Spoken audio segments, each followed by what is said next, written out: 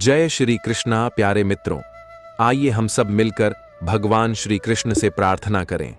हे प्रभु, जो भी भक्त आज इस दिव्य वाणी को अंत तक श्रद्धा से सुन ले, उसकी सभी मनोकामना पूरी करना। और जो भी श्रद्धालु इस चैनल को सब्सक्राइब करे और वीडियो को लाइक करे, उसके सभी दुख दर्द दूर करना। साथियों, भगवान श्री कृष्ण कहते हैं, जो मुझे दिल से पुकारता है, मैं उसकी पुकार अवश्य सुनता हूं। इसलिए प्यारे मित्रों, अपनी मनोकामनाओं को व्यक्त करते हुए कमेंट में जय श्री कृष्णा जरूर लिखिएगा। तो चलिए भागवत गीता के दिव्य विचारों का श्रवण करते हैं। ईश्वर तुम्हें वही देता है जो तुम्हारे लिए सही होता है। ये वाक्य केवल एक सांत्वना देने वाली पंक्ति नहीं है, बल्कि जीवन का गहरा सत्य है। श्री कृष्ण ने गीता में बार बार यही समझाया कि जो भी हमारे जीवन में घटित हो रहा है, वह हमारे कल्याण के लिए ही हो रहा है, चाहे उस पल हमें वह दुखद लगे या कठिन लगे। इसलिए जीवन में चाहे जो भी स्थिति आए, उसे स्वीकार करो और यह विश्वास रखो कि ईश्वर की योजना तुम्हारी सोच से कहीं बड़ी और सुंदर है।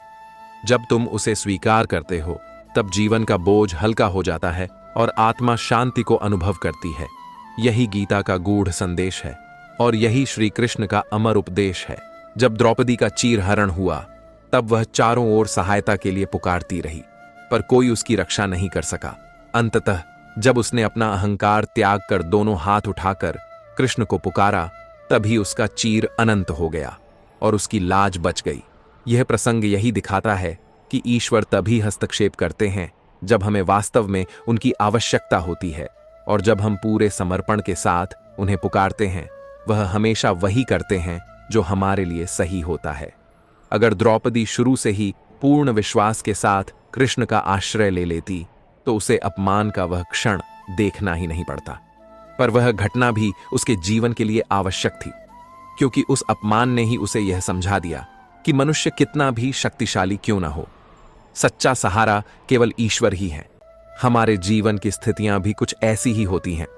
कई बार हम सोचते हैं कि जो रास्ता हमें दिख रहा है वही सबसे आसान है, लेकिन ईश्वर हमें उस राह पर ले जाते हैं जो कठिन जरूर है, पर हमें मजबूत बनाती है। जैसे कोई किसान बीज को मिट्टी में डालकर ऊपर से ढक देता है। बीज के लिए वह अंधकार और दबाव बहुत कठिन होता है, लेकिन वही अंधकार उसे अंकुर बनने की शक्ति देता है और वही दबाव उसे धरती को चीरकर बाहर आने की ताकत देता है। उसी तरह हमारे जीवन के कठिन क्षण हमें आगे बढ़ने की क्षमता देते हैं। इसीलिए जब भी तुम्हें लगे कि परिस्थितियां तुम्हारे विरुद्ध हैं, तो यह याद रखो कि कृष्ण तुम्हें वही अनुभव दे रहे हैं जो तुम्हारी आत्मा को आगे ले जाने के लिए आवश्यक है। तुम अभी शायद उसे समझ न सको, पर समय बीतने के बाद तुम्हें दिखेगा कि वही घटना तुम्हारे जीवन का सबसे बड़ा वरदान बनी। यही गीता का शाश्वत सत्य है और यही जीवन को देखने का सही दृष्टिकोण है। हम मनुष्य अक्सर अपने जीवन को अपनी इच्छाओं और अपेक्षाओं के आधार पर देखते हैं। अगर हमें कोई चीज समय पर नहीं मिलती, तो हम दुखी हो जाते हैं। अगर कोई संबंध टूट जाता है, तो हम आहत हो जाते हैं। अगर मेहनत का परिणाम तुरंत नहीं मिलता, तो हम हार मान लेते हैं। लेकिन कृष्ण हमें यह सिखाते हैं, ईश्वर हमें हमेशा वही परिस्थिति देते हैं जो हमारे आत्मा के विकास के लिए सही हो। कभी कभी जीवन में कष्ट, बीमारी, असफलता, टूटे रिश्ते, यह सब हमें तोड़ते हुए लगते हैं, पर वास्तव में यही घटनाएं हमें नया दृष्टिकोण देती हैं। हम मजबूत बनते हैं, धैर्यवान बनते हैं और अपनी आत्मा के असली सामर्थ्य को पहचानते हैं। कृष्ण कहते हैं, जो घटित हुआ वह अच्छे के लिए हुआ, जो हो रहा है वह अच्छे के लिए हो रहा है, और जो होगा वह भी अच्छे के लिए होगा। ईश्वर को संपूर्ण चित्र दिखाई देता है, जबकि हमें केवल एक छोटा सा हिस्सा दिखता है। इसलिए अगर आज कुछ आपकी इच्छा के अनुसार नहीं हो रहा है, तो विश्वास रखिए, शायद वह आपके लिए हानिकारक होता, शायद वह आपके मार्ग को रोक देता।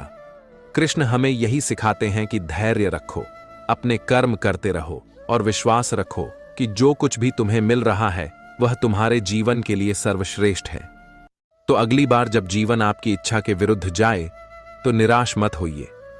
अपने भीतर कहिए, यह भी मेरे भले के लिए है, क्योंकि ईश्वर मुझे वही देंगे जो मेरे लिए सही है।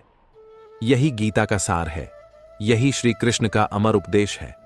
स्वीकार करो, विश्वास करो और आगे बढ़ते रहो।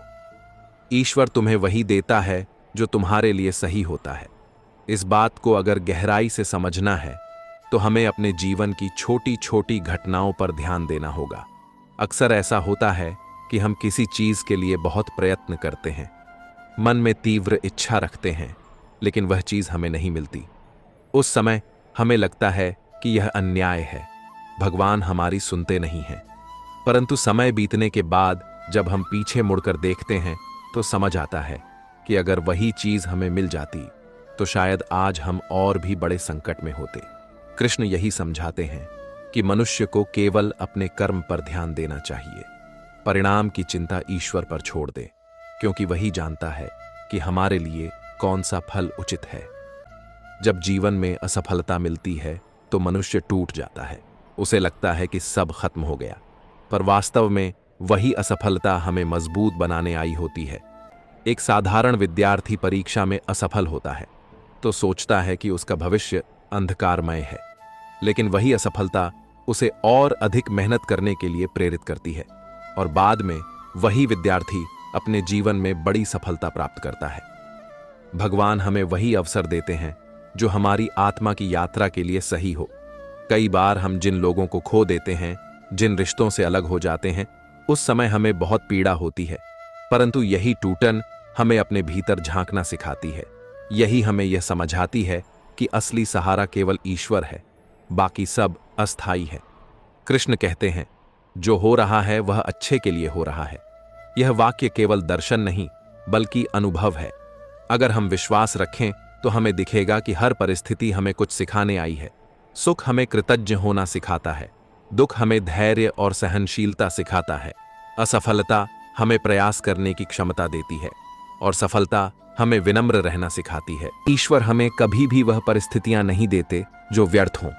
हर घटना, हर कठिनाई, हर संघर्ष हमें एक नए रूप में ढालता है और वही हमें हमारे सच्चे उद्देश्य की ओर ले जाता है, जो आज हमें दुख के रूप में दिखता है। वही कल हमारे जीवन की सबसे बड़ी शक्ति बन जाता है। कृष्ण का यही उपदेश है कि विश्वास रखो और परिस्थिति को स्वीकार करो, क्योंकि ईश्वर वही देता है जो तुम्हारे लिए सही होता है। द्रौपदी के प्रश्न पर कृष्ण का उत्तर भी यही सत्य प्रकट करता है। द्रौपदी ने कृष्ण से पूछा था कि अगर धर्म की रक्षा के लिए ही सब कुछ होता है तो फिर मेरे साथ यह अन्याय क्यों हुआ, मेरा चीरहरण क्यों होने दिया। तब कृष्ण ने कहा था कि द्रौपदी, यदि यह अपमान न होता तो तुझे यह अनुभव न होता कि संसार का कोई सहारा स्थायी नहीं है। यह घटना तुझे यह सिखाने के लिए हुई कि सच्चा सहारा केवल ईश्वर ही है। यह पीड़ा तुझे भीतर से तोड़ने के लिए नहीं बल्कि तुझे और अधिक मजबूत बनाने के लिए आई है।